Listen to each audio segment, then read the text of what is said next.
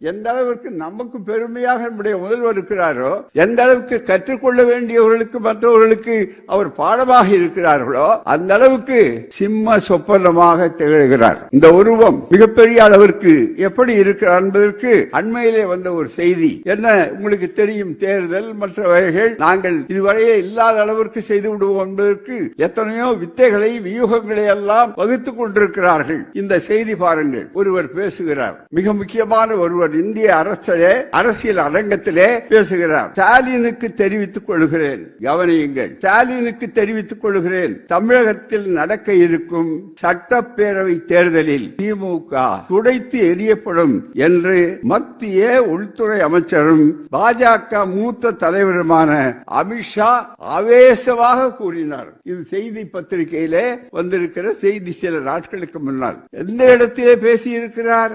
ஆவேசம் அவருக்கு வந்திருக்கிறது, ஆத்திரம் அவரை முன்னாலே தள்ளி இருக்கிறது, அவர்களை நிதானத்தை இழக்க செய்திருக்கிறது. ஆனால் எந்த இடத்திலே பேசியிருக்கிறார்? தமிழ்நாட்டுக்கு வந்து தேர்தல் களத்திலே பேசியிருக்கிறாரா அல்லது வேறு தேர்தல் மேடைகளில் அரசியல் மேடைகளிலே பேசியிருக்கிறாரா? கிடையாது. அது அடுத்த பகுதி தான் மிக முக்கியமானது. குஜராத் மாநிலத்தில் பல்வேறு அரசு திட்டங்களை அமித்ஷா தொடங்கி வைத்தார். கவனியுங்கள், குஜராத்தில் பல்வேறு அரசு திட்டங்களை அமித்ஷா தொடங்கி வைத்தார். நிகழ்ச்சியில் அவர் பேசியதா 2014 மக்களவை தேர்தல் தொடங்கி தற்போது வரை 2025 பாஜக தொடர் வெற்றிகளை பெற்றிருக்கிறது. இது தமிழ்நாட்டை பொறுத்தவரை உண்மையா? தயவு செய்து 40க்கும் 40 வெற்றி பெற்றுக் கொண்ட தலைவர் இங்கே இருக்கிறார். அவரை பார்த்து நீங்கள் ஒரு அறைவுகள் துடைத்தெறிவோம் இந்த இயக்கத்தை சொல்லுகிறீர்களே, உங்களால் இந்த இயக்கத்தை நெருங்க கூட முடியாது என்பதற்கு 3 ஆயுதங்கள் தான் இந்த நூல்கள். அது மட்டுமல்ல, தேர்தல் வெற்றியின் மூலம் தொடர்ந்து 3வது முறையாக நாங்கள் வருவோம், பிரதமர் மோடியின் தலைமையிலான ஆட்சியில் இப்படி இருக்கிறது என்று அவர் சொல்லுகிறார். தயவு செய்து எண்ணி பாருங்கள். இதிலே அவரால் முடியுமா? துடைத்து எண்ணி முடியுமா என்றால் முடியாது. அங்கே இருக்கிறவர்கள் தான் பல பேர் இங்கே துடைத்துக் கொண்டிருக்கிற வேலைக்கு வந்திருக்கிறார்கள். நாம் அவர்களை பாதுகாப்போடு நடத்தி கொண்டிருக்கிறோம். அது ஒரு பக்கம் இருக்கட்டும். ஆனால் அதைவிட மிக முக்கியமாக கவனிக்க வேண்டிய என்னவென்றால், இதனுடைய வேர் எங்கிருக்கிறது தெரியாது. அதை விளக்குகிற நூல்கள் தான் இந்த 3 நூல்கள். அந்த வேர் எங்கே இருக்கிறது உங்களால் கண்டுபிடிக்க முடியாது. இந்த வரலாறு அவ்வளவு ஆழமானது என்பதை சொல்லிக் கொண்டிருக்கக்கூடிய அந்த அளவிற்கு வாய்ப்புகள் இருக்கின்றன. எனவே அவர் குஜராத்திலே போய் அங்கே அரசு நிகழ்ச்சி நடத்தி கொண்டிருக்கிற நேரத்திலே கூட ஒருவரை கண்டு மிரண்டு கொண்டிருக்கிறார். அவர்தான் நம்முடைய முதல்வர் என்பதற்கு அடையாளம் தான். அவர் அந்த நிகழ்ச்சியிலே பேசுகிறார். இப்போதே நாம் வெற்றி பெற்று விட்டோம் என்பதற்கு அவருடைய அந்த அச்சம், அந்த மிரண்டு போனவர்கள், அந்த சூழ்நிலை இப்போது அவருக்கு 24 மணி நேரமும் போகாத அளவிற்கு செயல் என்று சொல்கிற நேரத்தில் அவர் இதை ஒரு பெருமையாக கருதவில்லை. அதுதான் அவருடைய தனிச்சிறப்பு. அதுதான் முறை செய்து காப்பாற்றும் முதல்வர் எப்படிப்பட்டவர் என்பதை பற்றி தெரிந்து கொள்ள வேண்டுமானால், நான் அதிகாரம் அளித்தவன், எத்தனை எனக்கு மார்பளவு எவ்வளவு இருக்கிறது தெரியுமா? 56 இன்ச் இருக்கிறது என்று சொல்ல தெரியாத முதல்வர், அடக்கம் மிகுந்த முதல்வர், ஆற்றல் மிகுந்த முதல்வர், ஆளுமை தெரிந்த முதல்வர், கற்றுக்கொண்டு போக வேண்டிய அளவிற்கு வந்திருக்கிறார்கள். அவரிடமிருந்து இந்த நூலை பெற்றுக் கொண்டிருக்கிறோம். நாம் அதற்குரிய வாய்ப்பாக அதிலே தெளிவாக சொல்லுகின்ற இடத்திலே சிறப்பாக சொல்லுகிறார்கள். ஆட்சி என்பது இந்த புத்தகத்தில் எழுதியிருக்கிற ரொம்ப அற்புதமான வரிகள். அவர்கள் முதல்வர் எழுதியிருக்கிற வார்த்தை, அவர் எப்படி ஆட்சியை உற்று நோக்குகிறார் என்பதற்கு அடையாளம். ஆட்சி என்பது மகுடம் அல்ல, அது மக்களுக்கு சேவையாற்றக்கூடிய ஒரு வாய்ப்பு என்று கருதுகிறார். இதுதான் முதல்வருடைய தனி சிறப்பு. அந்த முறை செய்து காப்பாற்றும் முதல்வர் எப்படி அதை கணிக்கிறார் என்றால், அதிகாரம் கிட்டிவிட்டது என்று ஆணவத்தினுடைய உச்சாணி கொம்பிலே ஏறிக்கொள்ள அவர் விரும்பவில்லை. மாறாக இதை சொல்லுகிறார், அந்த வாய்ப்பை பெற நான் பெற்றேன் மூலமாக இன்று நாம் பார்க்கும் நவீன தமிழ்நாட்டை உருவாக்கிய இயக்கம்தான் திராவிடர் இயக்கம். இந்த திராவிடர் இயக்கத்தினுடைய வரலாற்றை அறியாத மிக முக்கியமான சிலர் இன்றைக்கு சொல்லிக் கொண்டிருக்கிறார்கள். நேரம் ரொம்ப குறுகிய நேரம், புத்தகங்களை பற்றி சொல்லி இருக்கிறார்கள். வாங்க வேண்டும், படிக்க வேண்டும், பரப்ப வேண்டும், மற்றவர்களுக்கு சொல்லிக் கொடுக்க வேண்டும். திராவிடம் என்ன செய்தது? என்னை சாதித்தார்கள் என்று என்ன செய்யவில்லை என்று கேட்க வேண்டும். அதற்கு ஆதாரம் என்ன செய்தது என்று கேட்கிறவர்களுக்கு இதோ என்ன செய்யவில்லை என்று சொல்லக்கூடிய அளவிற்கு மிகப்பெரிய ஒரு வாய்ப்பை உருவாக்கி இருக்கிறார்கள் என்பதற்கு மிக சிறப்பானது. அந்த வகையிலே ஒவ்வொரு 10 பகுதிகளிலும் அவர்கள் சொல்லியிருக்கின்ற அந்த கருத்து அவர்களே சுருக்கமாக விளக்கமாக எடுத்து சொல்லியிருக்கிறார்கள். இந்த அளவிற்கு இந்த திராவிட ஆட்சி இந்த மிகப்பெரிய அளவிற்கு நீதி கட்சி 110 ஆண்டுகள், அதுபோலவே நீதி கட்சிக்கு அடுத்து தந்தை பெரியாருடைய சுயமரியாதை இயக்கம் 100 ஆண்டு காலம், அதுபோல திராவிடர் கழகம் 85 ஆண்டு காலம், அதுபோல திராவிட முன்னேற்ற கழகம் 75 ஆண்டு என்று வரிசையாக வந்து கொண்டிருக்கிற இந்த கொள்கை ரீதியாக இருக்கக்கூடிய ஒரு இயக்கம் என்று சொன்னாலும் இன்றைக்கு அந்த இயக்கத்தை சாதாரணமாக எந்த அளவிற்கு முதல்வர் கட்டி காப்பாற்றி கொண்டிருக்கிறார் சொல்லும் போது உலகளாவிய அளவிற்கு இந்த திராவிடத்தினுடைய புகழ் பரவி இருக்கிறது. அந்த வாய்ப்பை கொள்கையை வைத்துக் கொண்டு அந்த கொள்கையை வைத்துக் கொண்டு வருகிற நேரத்தில் தான் இன்றைக்கு அவர்கள் எதெந்த முயற்சிகளை செய்தார்கள். இந்த நூல் 3 நூல்களும் மிகப்பெரிய அளவிற்கு முக்கணிகள் போல முத்தமிழ் போல மிகப்பெரிய வாய்ப்பு. இன்றைக்கு இந்த ஆட்சியிலே எவ்வளவு நெருக்கடி கொடுக்க வேண்டும் என்பதற்காக பல வித்தைகளை செய்து பார்க்கிறார்கள்.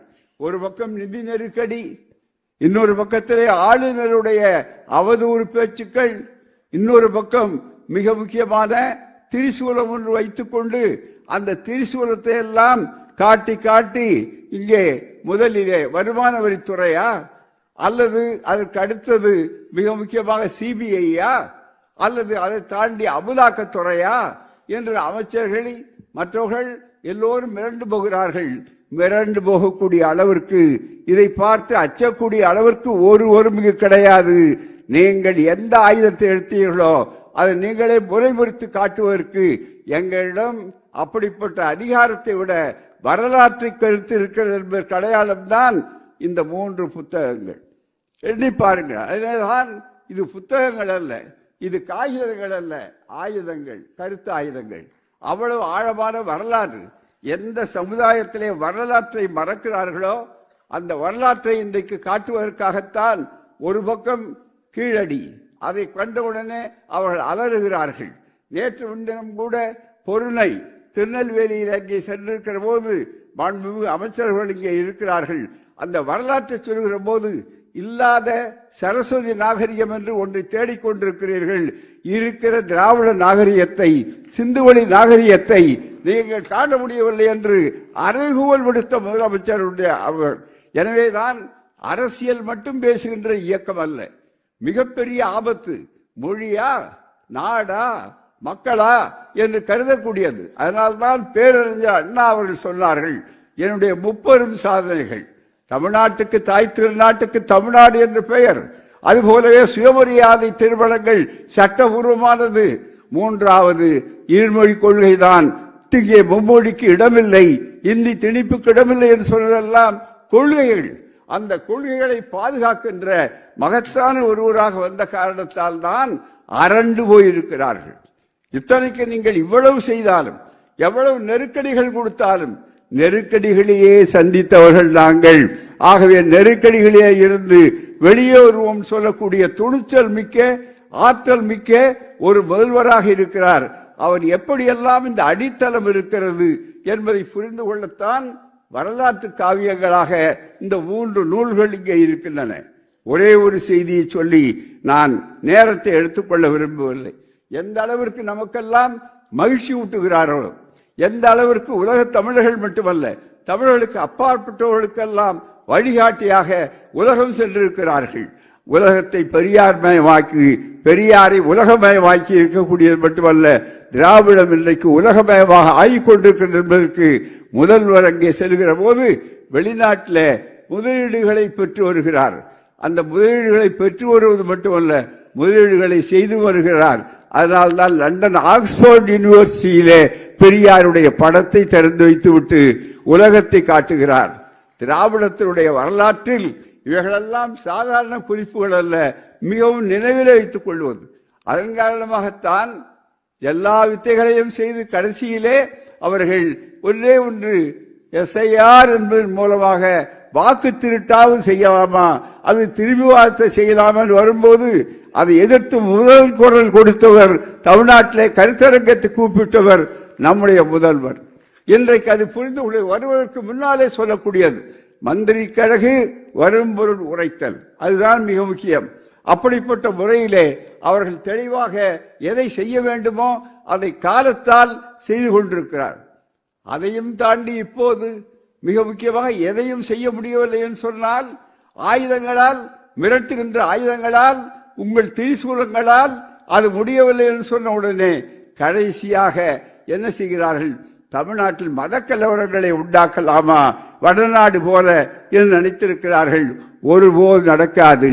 இது பெரியார் மண், அமைதி காடியாக இருக்கிற அமைதி பூங்கா என்பதை நம்முடைய முதல்வர் தெளிவாக திட்டவட்டமாக சொல்கிறார்.